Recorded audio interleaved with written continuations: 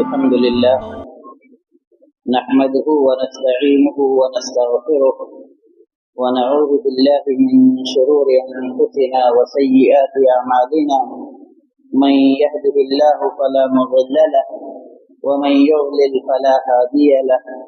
وأشهد أن لا إله إلا الله وحده لا شريك له وأشهد أن محمدا عبده ورسوله يا أيها الذين آمنوا اتقوا الله حق تقاته ولا تموتن إلا وأنتم مسلمون يا أيها الناس اتقوا ربكم الذي خلقكم من نفس واحدة وخلق منها زوجها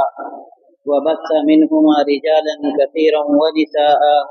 واتقوا الله الذي تساءلون به والأرحام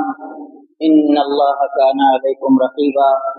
يا أيها الذين آمنوا اتقوا الله وقولوا قولا سديدا يصلح لكم أعمالكم ويغفر لكم ذنوبكم ومن يطع الله ورسوله فقد فاز فوزا عظيما أما بعد فإن خير الحديث كتاب الله وخير الهدي هدي محمد صلى الله عليه وسلم وشر الأمور محدثاتها وكل محدثة بدعة وكل بدعة ضلالة وكل ضلالة في النار أعوذ بالله من الشيطان الرجيم بسم الله الرحمن الرحيم والعصر إن الإنسان لفي خسر إلا الذين آمنوا وعملوا الصالحات وتواصوا بالحق وتواصوا بالصبر وقال تعالى واصبر نفسك مع الذين يدعون ربهم بالغداة والعشي يريدون وجهه ولا تعد عيناك عنهم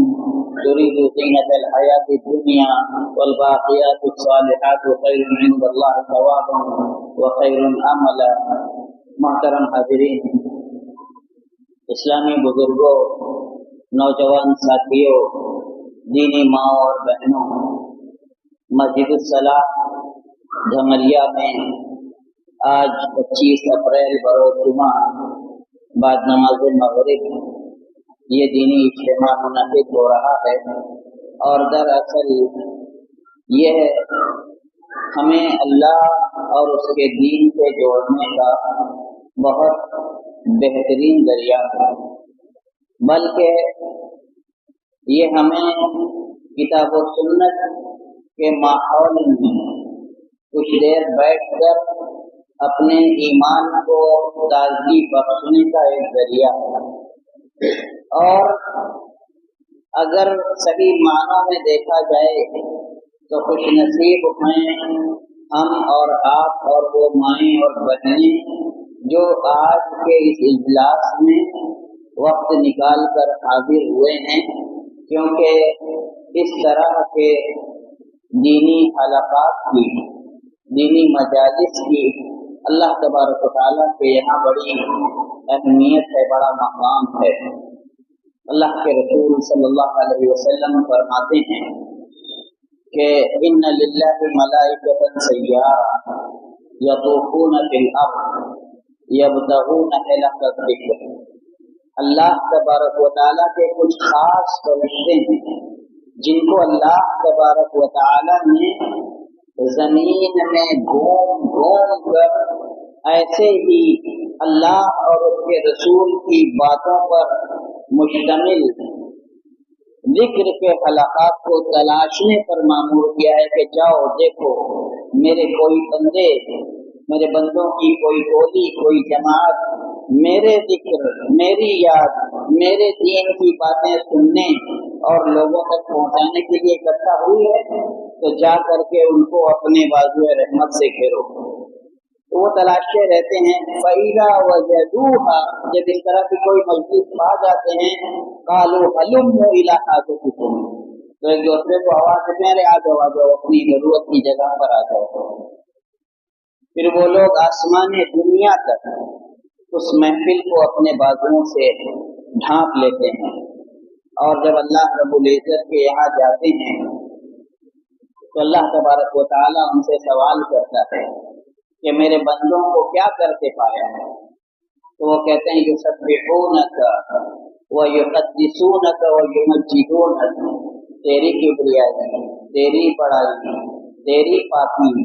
تیری خصوصیت بیان کر رہے تھے۔ اللہ تبارک تعالیٰ پوچھے گا اور کیا کر رہے تھے؟ تو کہا فرشتے جواب دیں گے کہ تیری جنت کی تمنا کر رہے تھے، آرزو کر رہے تھے۔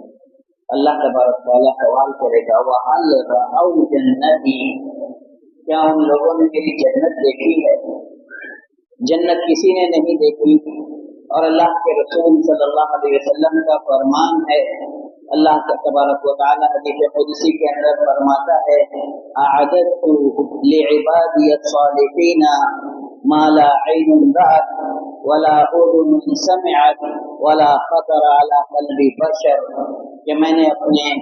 نیک بندوں کے لیے ایسی جنتیں تیار کر رکھی ہیں جو نہ کسی نے دیکھا ہے، نہ کسی نے ان جنتوں کے بارے میں سنا ہے،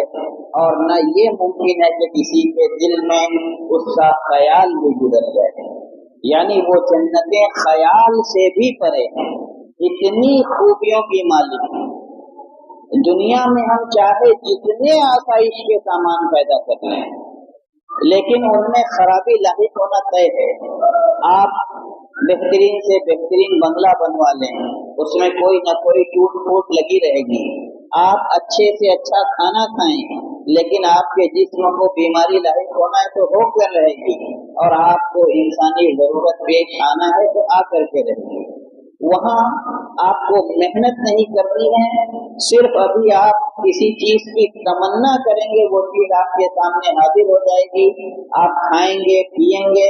اور تمام طرح کی لذتوں سے فائدہ اٹھائیں گے، اور کسی طرح کی کوئی پریشانی، کوئی فکر، کوئی رنج و غم آپ کو لاحق نہیں ہوگا۔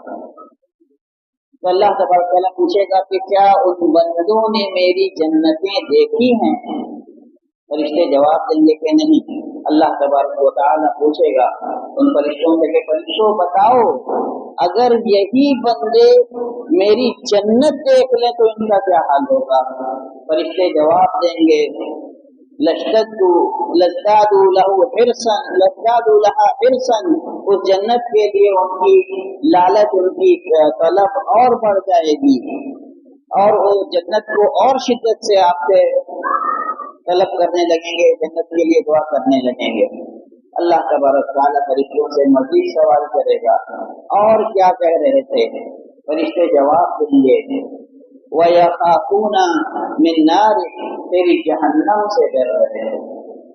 اللہ تبارک تعالیٰ پوچھے گا وَهَلْ رَأَوْا نَارِي، کیا میرے ان بندوں نے میری جہنم دیکھی ہے؟ فرشتے جواب دیں گے کہ نہیں، ان بندوں نے تیری جہنم تو نہیں دیکھی ہے۔ فرشتے پوچھے، اللہ تبارک تعالیٰ فرشتوں سے سوال کرے گا تو میرے فرشتوں بتاؤ، اگر وہی بندے میری جہنم دیکھ لیں تو ان کا کیا حال ہوگا؟ اللہ کے فرشتے اللہ تبارک تعالیٰ کو جواب دیں گے کہ اگر تیری جہنم دیکھ لیں تو ان کا خوف جہنم سے کئی گنا بڑھ جائے گا، اور وہ اور شدت سے اور زیادہ دلجوئی کے ساتھ اس سے جہنم سے پناہ مانگنے لگیں گے۔ اللہ تبارک تعالیٰ فرشتوں کو گواہ بنائے گا کہ میرے فرشتوں، جب تم نے آ کر حلقہ ذکر میں بیٹھے ہوئے، دین کی مجلس میں بیٹھے ہوئے میرے بندوں کا حال مجھ سے ذکر کیا، تو جاؤ میں بشارت دیتا ہوں کہ میں نے ان بندوں کو بخش دیا۔ فرشتے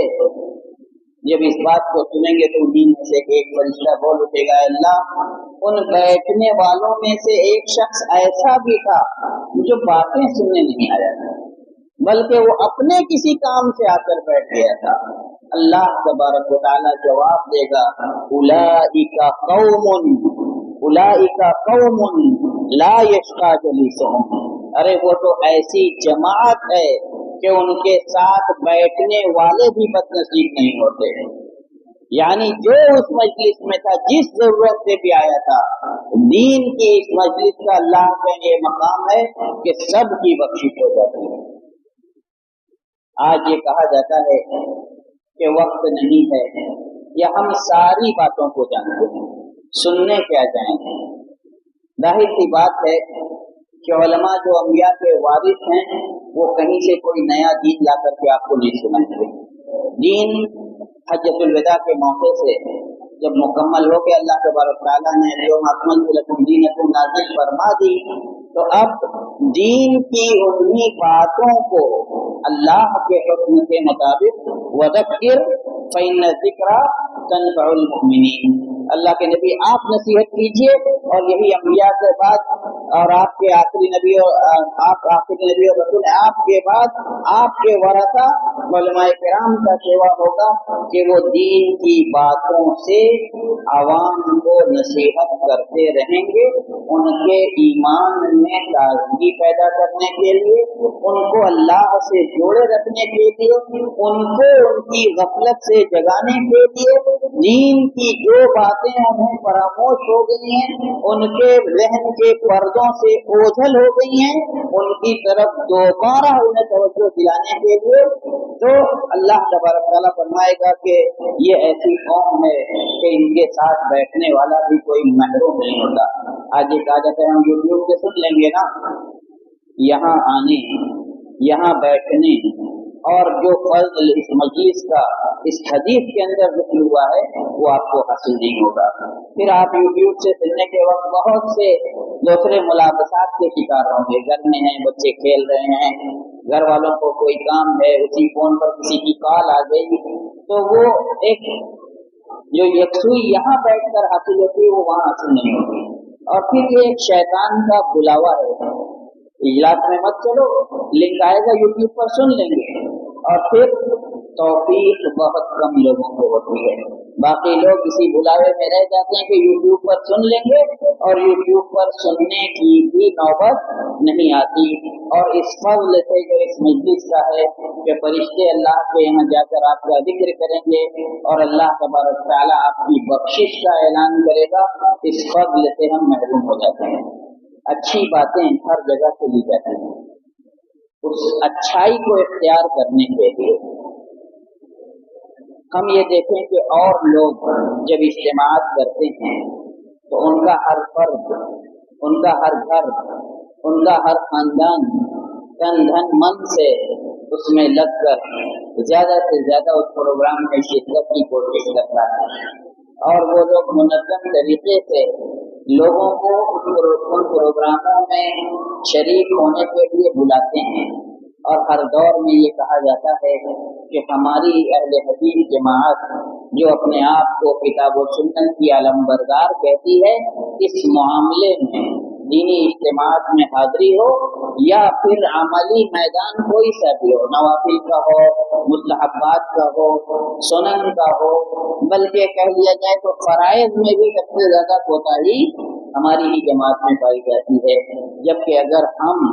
सही मानों में किताब व सुन्नत के अलमबरदार हैं, किताब व सुन्नत के तर्जुमान हैं, अपने आप को हक का दाई, हक का मुबल्लिग और हक पर कारबंद कहते हैं, तो सबसे ज्यादा इस बात की फिक्र हमें होनी चाहिए कि हम इस तरह के प्रोग्रामों में शिरकत की कोशिश करें, अपने साथ के घर वालों को, दोस्त अहबाब को ले जाने की फिक्र करें। बहुत सारा वक्त हम लायानी कामों में गुजार देते हैं, बहुत सारा वक्त मोबाइल की स्क्रीन पर लायानी रीलों को फसलाने में गुजार देते हैं। थोड़ा सा वक्त अगर इस तरह की महफिल में बैठकर अल्लाह और रसूल की बातें सुनने के लिए लगाएं तो ये हमारे दुनिया और उखरा दोनों के लिए बेहद सूझमंद होगा।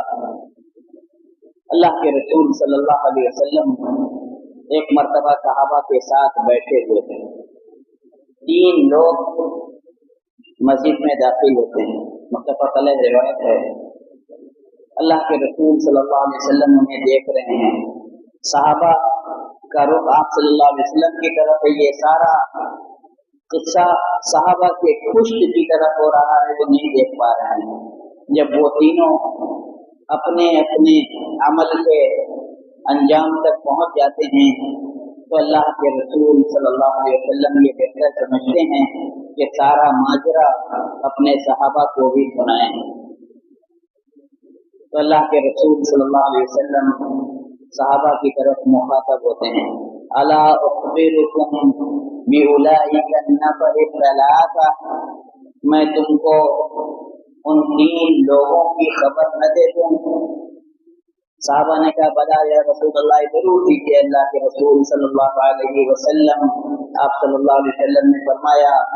اما احدهما فاقبل الى الله فآواه الله، واما الاخر فاستحيا من الله فاستحيا الله منه، واما الاخر فادبر وولى مدبرا فادبره الله، اللہ تبارک و تعالی اللہ نے اس کو پیچھے کر دیا۔ 3 لوگ مسجد نبی میں داخل ہوئے تھے، ان میں سے ایک مجلس میں جو سب سے نزدیک جگہ تھی آپ صلی اللہ علیہ وسلم سے، آ کر کے تلاش کے وہاں بیٹھا۔ تو آپ صلی اللہ علیہ وسلم نے فرمایا اس نے اللہ کی جانب پناہ لی، اللہ نے اسے پناہ دے دی۔ دوسرا شخص جہاں مجلس میں جگہ ملی وہیں بیٹھ گیا، آپ صلی اللہ علیہ وسلم نے فرمایا کہ اس نے اللہ سے حیا کی، اللہ نے اس سے حیا کی۔ اور تیسرا شخص اس نے بیزاری کا اظہار کیا،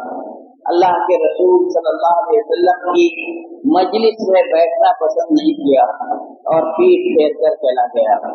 تو اللہ کے رسول صلی اللہ علیہ وسلم نے فرمایا کہ اللہ نے بھی اس سے اپنا رشتہ قطع کر لیا، بے تعلقی کر لی۔ تو دین کی مجلسوں میں بیٹھنے کا فائدہ یہ کہ آپ اللہ کی پناہ میں، اور پھر جب بندہ دین کی مجلسوں میں بیٹھتا ہے تو اس کے معاشرے پر اس کے متعلق مثبت پیغام جاتا ہے، معاشرے پر اس سے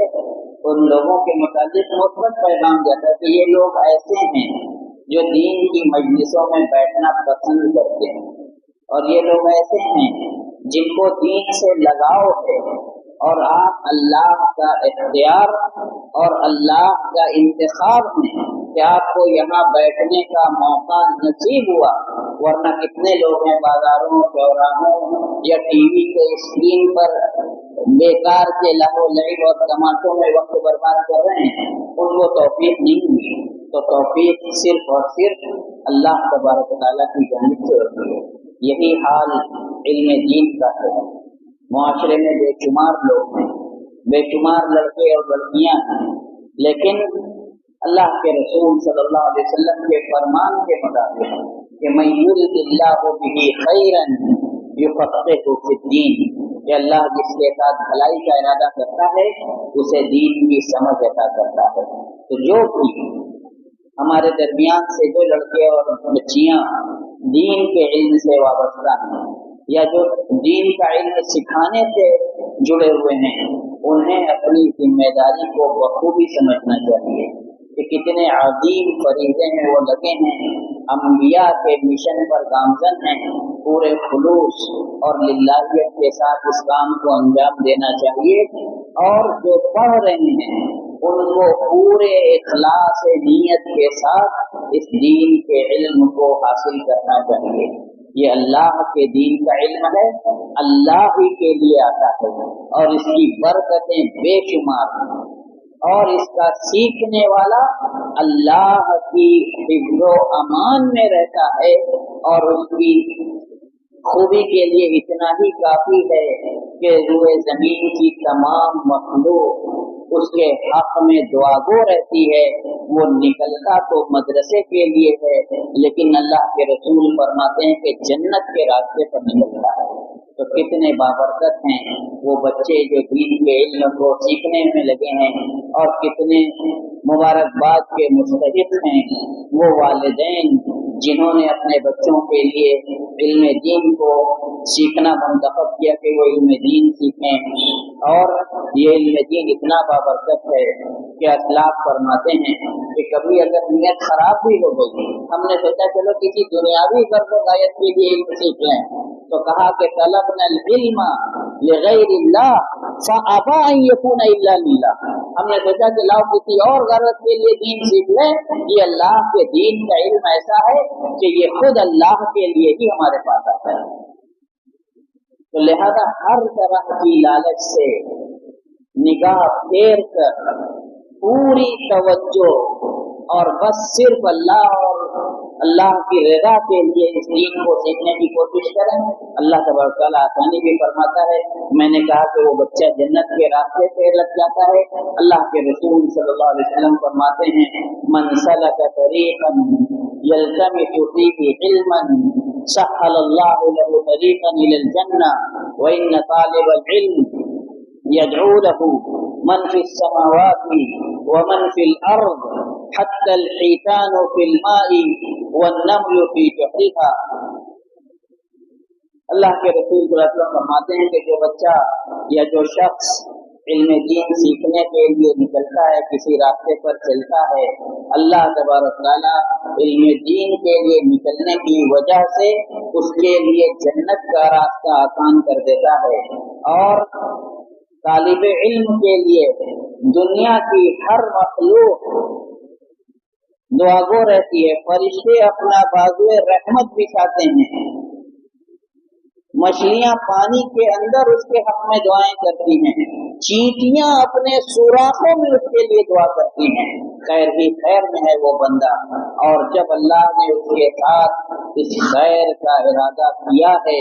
तो उसका ये फर्ज बनता है कि इस खैर की हिफाजत करे, इस खैर को रायगा और बर्बाद जाने से बचाए। इल्म सीखे तो इल्म का हक अदा करे, खुद अमल करे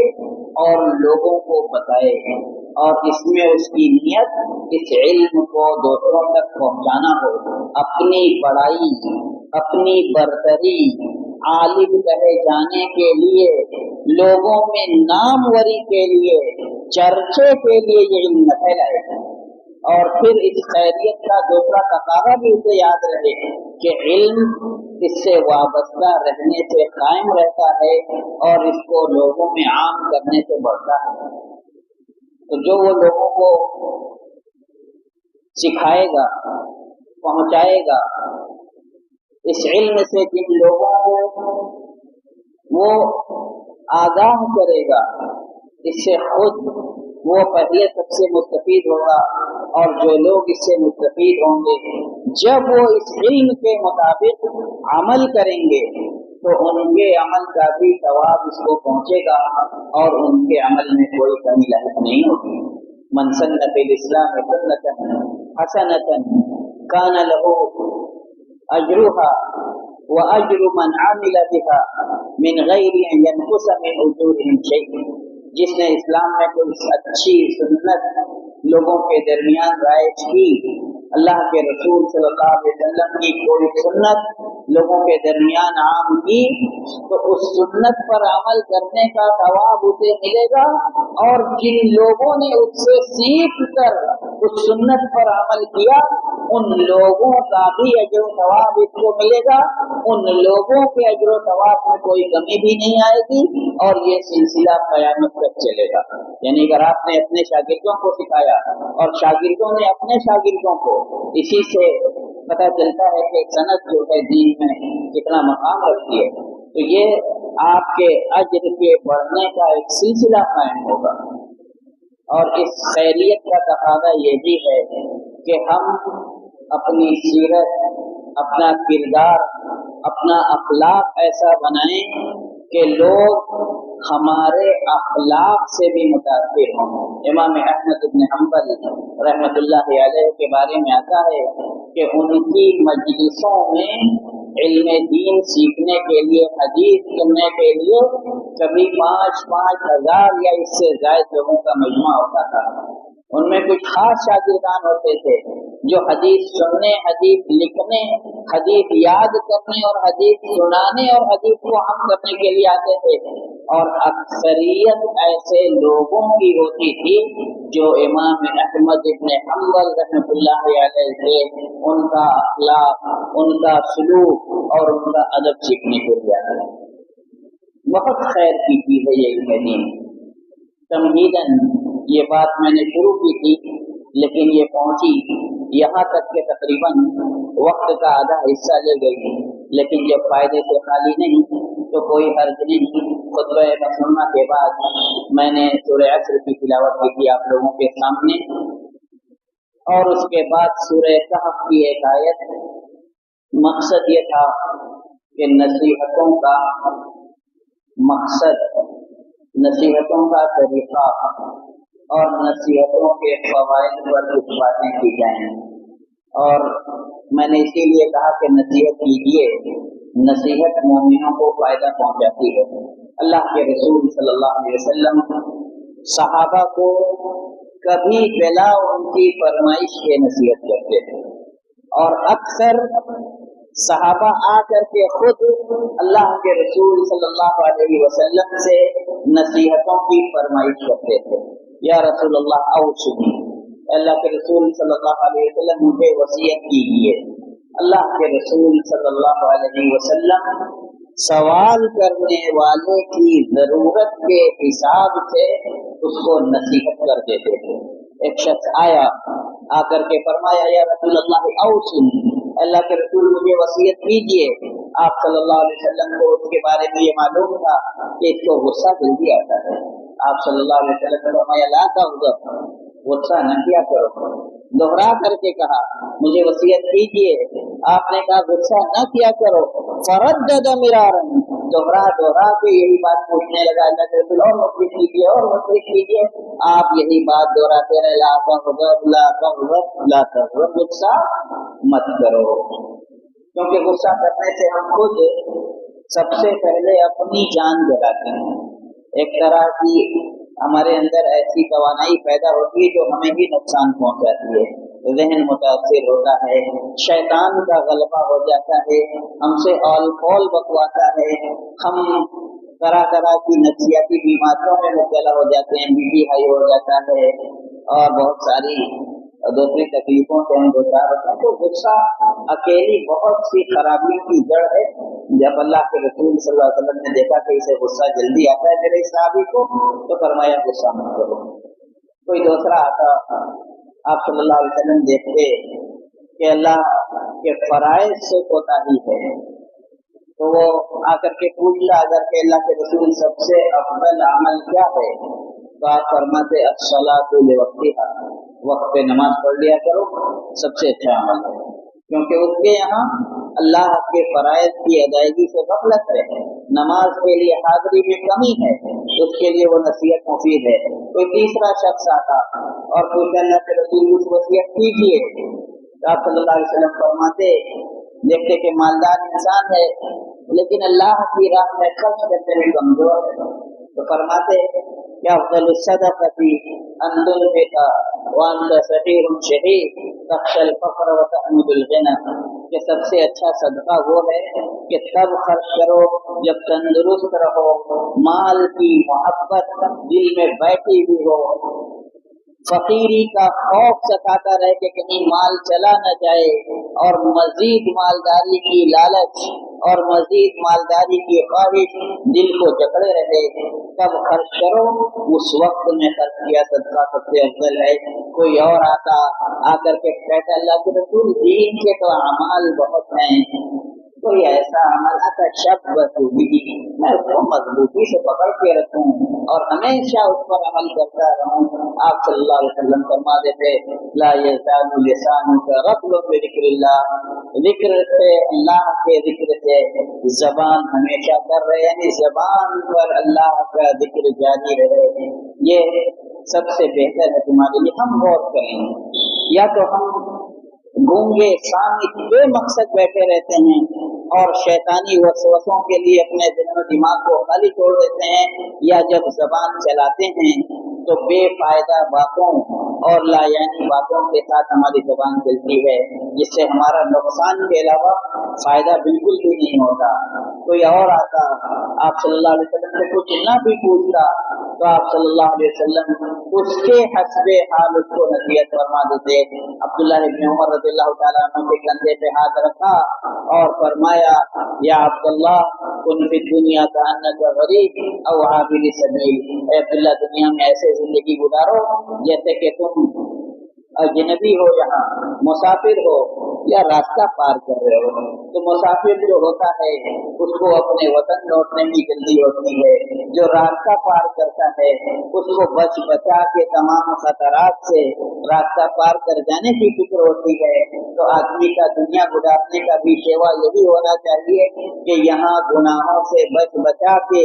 और किसी तरह से सही सालिम अपनी अबदी और सरमदी जो जगह है अल्लाह तबारक व तआला की जन्नत, वहाँ तक पहुँचने की फिक्र करे। ये दुनिया चंद रोजा है और ये दारे अमल है, तो यहाँ वही अमल हमारे लिए खुदमत और फायदा बख्श होगा जो कल क़यामत के दिन यौम ला यनफ़उ मालुन वला बनून। अभी हमारे भाई शाहिद जमाल कह रहे थे कि उस दिन आदा जवारे साथ छोड़ देंगे,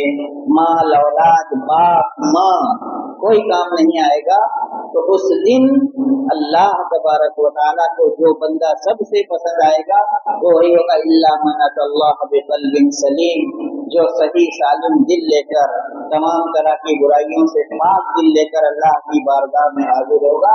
तो इस दुनिया में इस तरह जिंदगी गुजारे। हज़रत अबू हुरैरा रज़ियल्लाहु तआला अन्हु हदीस के रावी हैं, मुस्नद अहमद और सुनन तिरमिज़ी की रिवायत है और उलमाए किराम ने मुहद्दिसीन ने इसको हसन कहा है। अल्लाह के रसूल सल्लल्लाहु अलैहि वसल्लम ने मैंने अर्ज़ किया कि कभी मेला किसी तकाज़े के सहाबा को मौका की नज़ाकत को देखते हुए खुद से भी नसीहत करते थे। एक मर्तबा सहाबा के दरमियान थे तो आपने सबसे मुखातब होकर के पूछा, मैं क्या आपको जो मिली खम्सा सालिन फयअमलु बिहिन्ना औ युअल्लिमुहुन्ना मन यअमलु बिहिन्ना क़ाला क़ुल्तु या रसूलल्लाह फ़अद्दहुन्ना फी यदी। हज़रत अबू हुरैरा कहते हैं कि एक मरतबा अल्लाह के रसूल सल्लल्लाहु अलैहि वसल्लम ने फरमाया कि कौन कुछ नसीब मेरी उम्मत का ऐसा है जो मुझसे 5 अच्छी बातें सीखे और उन पर खुद अमल करे या किसी ऐसे इंसान को सिखा दे जो उस पर अमल करे। अबू हुरैरा रज़ियल्लाहु तआला अन्हु कहते हैं कि मैंने अल्लाह के रसूल मैं सीखूंगा। फरमाते हैं फ़अद्दहुन्ना फी यदी, अबू हुरैरा रज़ियल्लाहु तआला अन्हु का हाथ पकड़ा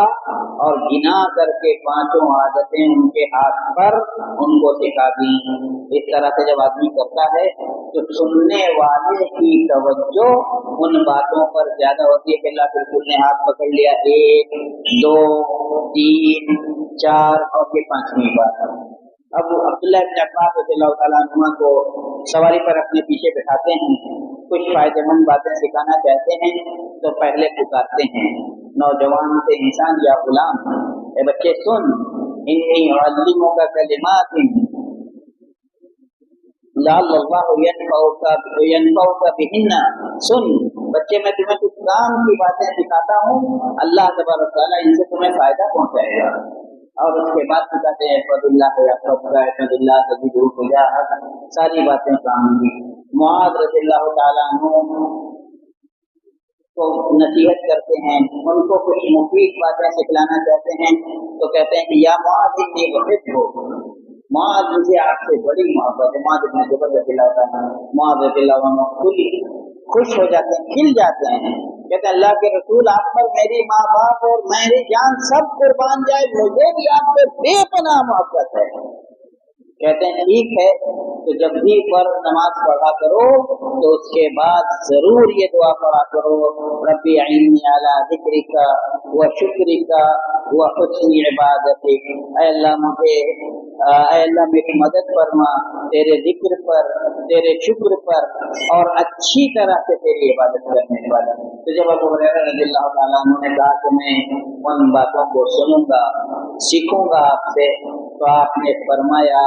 इत्तक़िल महारिम, पहली बात सुनो अबू हुरैरा, अल्लाह की हराम करदा चीजों से बचो, तकुन आबदन्नास, तुम सबसे बड़े इबादत गुजार बन जाओगे। क्योंकि शरीयत सिर्फ करते जाओ का नाम नहीं है, रुकते जाओ का भी नाम है। जो चीजें अल्लाह के रसूल सल्लल्लाहु अलैहि वसल्लम दें, अल्लाह ताला फरमाता है उनको इख्तियार कर लो, और जिनसे रोक दें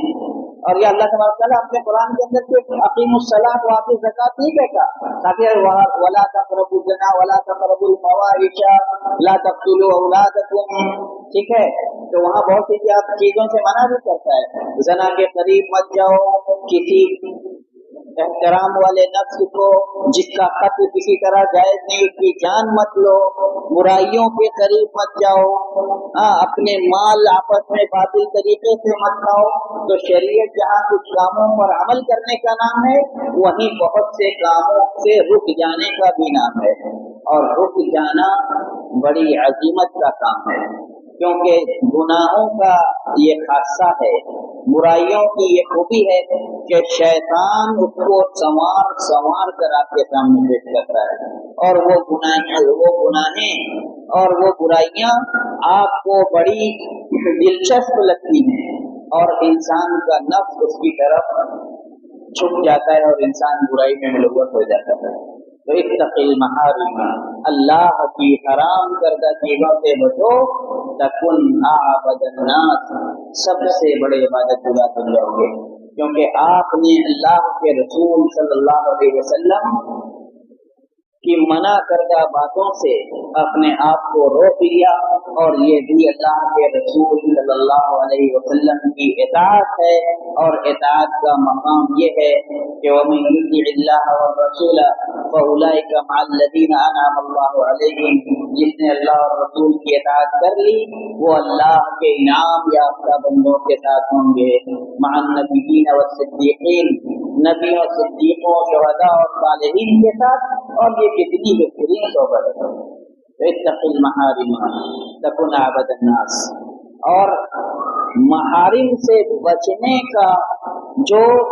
پہلا قدم ہے وہ یہ ہے کہ آپ کسی بھی کام کو انجام دینے سے پہلے اس کام کے بارے میں سوچیں کہ کام یہ بذات خود کیسا ہے، اس سے میرا کوئی دنیاوی یا اخروی فائدہ ہے یا نہیں ہے، اور اگر بے فائدہ ہے تو ظاہر سی بات ہے وہ کسی فائدے کا کام نہیں، اور اگر کوئی دنیاوی منفعت حاصل ہو رہی ہے تو دیکھنا یہ پڑے گا کہ وہ شرعی قیود اور شریعت کی جو تعلیمات ہیں ان کے مطابق ہیں یا نہیں۔ اگر اس سے شریعت کی کوئی تعلیم ٹکرا رہی ہے، وہ فائدہ ہمارے حق میں اسلام کے مطابق نہیں آ رہا ہے، تو اس کام کو بھی چھوڑ دینا چاہیے۔ اتق الشبہات، شبہات کو چھوڑ دیجیے، کیونکہ مشتبہ چیزوں میں پڑنا یہ دھیرے دھیرے آپ کو حرام سے قریب کرتا ہے، بلکہ تقوی کا تقاضا یہ ہے، اسلاف کہتے ہیں کہ صحیح معنوں میں متقی وہ ہے جو بعض جائز چیزوں کو بھی اس ڈر سے چھوڑ دے کہ کہیں حرام نہ ہو، بعض جائز چیزوں کو بھی اس ڈر سے چھوڑ دے کہ کہیں حرام نہ ہو، نہیں کریں گے، اس کام میں نہیں پڑیں گے، لیکن ہم کم از کم حرام میں پڑنے سے بچ جائیں گے۔ بہت بڑی عبادت ہے اتق المحارم تکن اعبد الناس، اور دوسری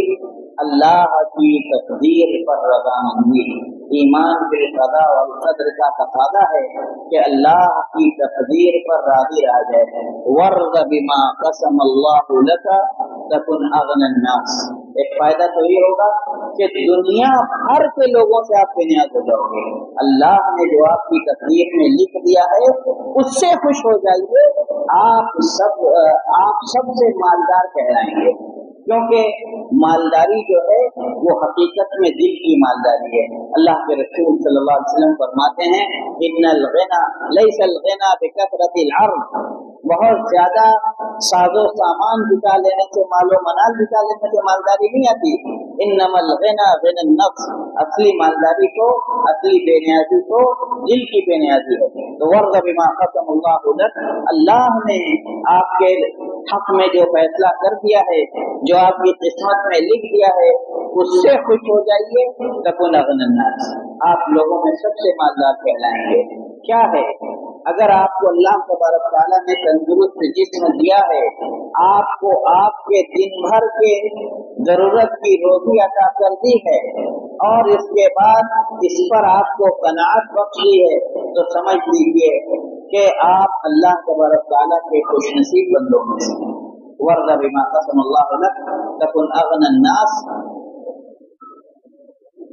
وأحسن إلى جارك وأحب لأخيك ما تحب لنفسك تكن مسلما. جو اپنے بھائی کے لیے پسند کرتے ہو وہی اپنے لیے پسند کرو، مسلمان ہو جاؤ گے. اگر اپنے بھائی کے لیے پسند کرتے ہو، اپنے لیے یہ پسند کرتے ہو کہ لوگ مجھے عزت و احترام کی نگاہ سے دیکھیں، میری ضرورتوں کے وقت میرے ساتھ کھڑے ہوں، میرے ہر معاملات میں میرے مددگار ثابت ہوں، لوگوں کا سلوک اور رویہ میرے ساتھ اچھا ہو، لوگ میرے پیچھے بھی میری اچھائیاں ہی بیان کریں اور لوگ میرے خلاف محاذ آرائیاں نہ کریں، تو لوگوں کے ساتھ بھی یہی رویہ رکھو، ان کے دکھ درد میں شریک ہو،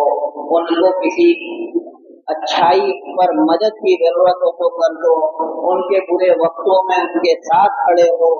ان کے ساتھ جب ملاقات ہو تو ہنستے مسکراتے چہرے کے ساتھ اور اسلام کے آداب کی رعایت کرتے ہوئے ملاقات ہو، اور ہمیشہ ان کے بارے میں خیر سوچو. اور ایک مسلمان جب اپنے بھائی کے لیے خیر سوچتا ہے، بھلائی سوچتا ہے، تو جو فرشتہ وہاں موجود ہوتا ہے وہ اس کے حق میں دعا کرتا ہے، اللہ یہ جو بھلائی اپنے بھائی کے لیے چاہتا ہے تو پہلے اس کو عطا کر. تو اس نیک نیتی کے سب سے پہلے مستفید خود ہم ہوتے ہیں. تو اپنے بھائی کو جو اپنے لیے پسند کرو وہی اپنے بھائی کے لیے پسند کرو، حقیقی معنوں میں مسلمان ہو جاؤ گے. وَأَحْسِنْ إِلَىٰ جَارِكَ، اپنے پڑوسی کے ساتھ اچھا سلوک کرو، تَكُنْ مُؤْمِنًا،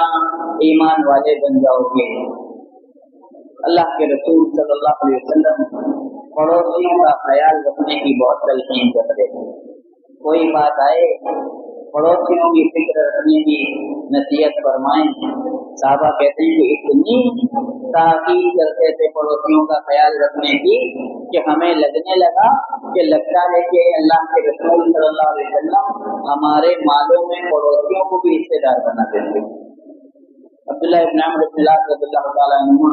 ایک مرتبہ ایک بکری ذبح کرتے ہیں، لگتا ہے اس کا، تو کہتے ہیں دیکھو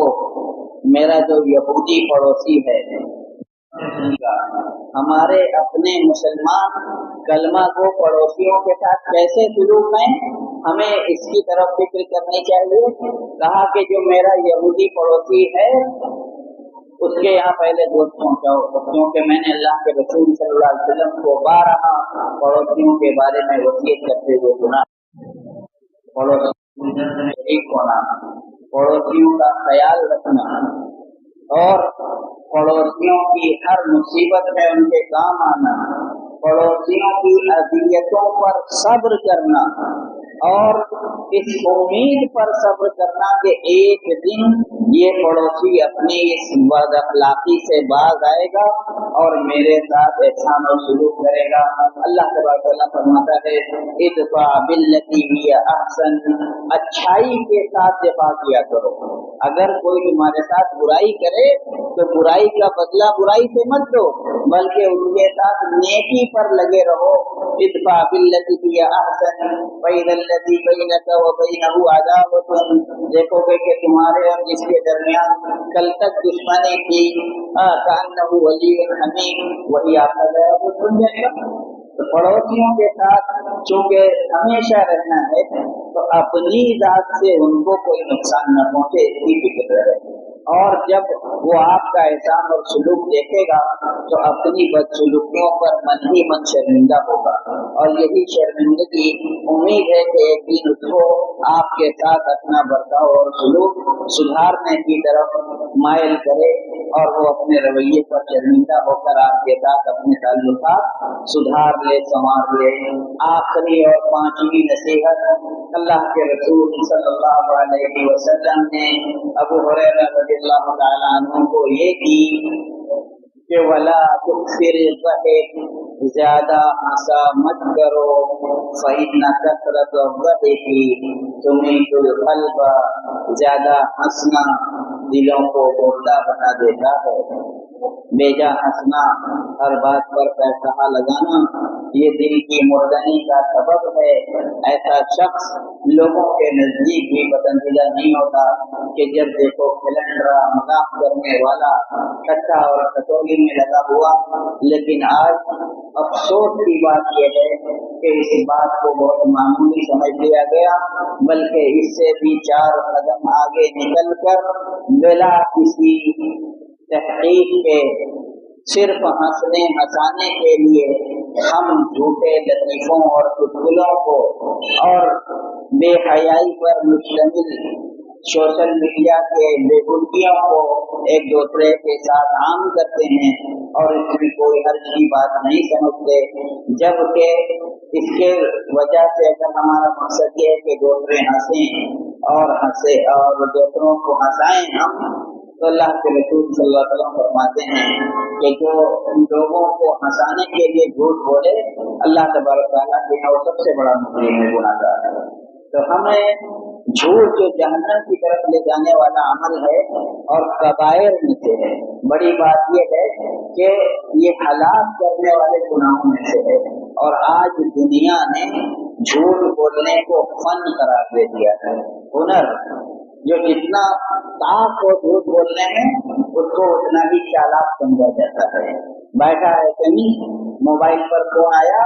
بتا دے گا وہاں سے کوسوں دور ہوں تاکہ کوئی اس تک رسائی نہ کر سکے۔ محفل میں ہے، لوگوں کو ہنسانے کے لیے لطیفے گڑے گا، جھوٹ بولے گا، منہ بھر بھر کے ایسی باتیں کرے گا کہ لوگ اس کی باتوں سے لطف اندوز ہوں اور کہیں کہ بڑا زندہ دل انسان ہے، بڑی اچھی باتیں کرتا ہے۔ اور اللہ کے رسول صلی اللہ علیہ وسلم نے ایسے لوگوں کے لیے فرمایا کہ وہ سب سے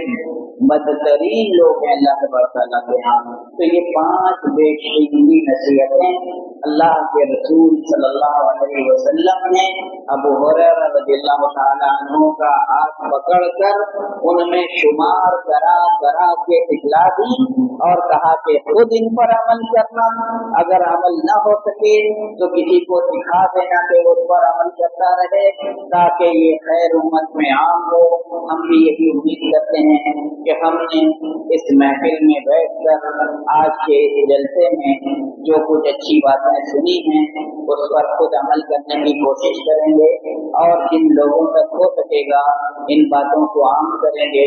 اللہ تبارک تعالیٰ ہمیں جو کچھ ہم نے کہا اس پر عمل کرنے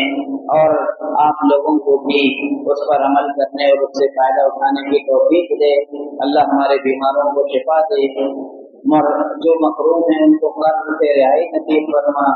جو ہمارے بھائی قید و بند کی مصیبت سے دو چار ہیں اللہ تو ان کی رہائی کا انتظام فرما۔ اے اللہ ہمارے رزق میں برکت عطا فرما۔ اے اللہ تبارک تعالیٰ ہمارے اعمال کو اپنی رضا اور خوشنودی والا، خلوص اور للہیت والا بنا دے۔ اے اللہ تبارک تعالیٰ ہمیں ایک کر دے، نیک کر دے، جب تک اس جہان پانی میں زندہ رکھ، ایمان اور اسلام پر قائم و دائم رکھ، اور جب اس جہان سے جانے کا وقت آئے تو کلمہ اخلاص، کلمہ اسلام پر ہمارا خاتمہ ہو۔ اقول ما تسمعون واستغفر اللہ لی ولکم ولسائر المسلمین من کل ذنب فاستغفروه انہ هو الغفور الرحیم۔ والسلام علیکم ورحمۃ اللہ وبرکاتہ۔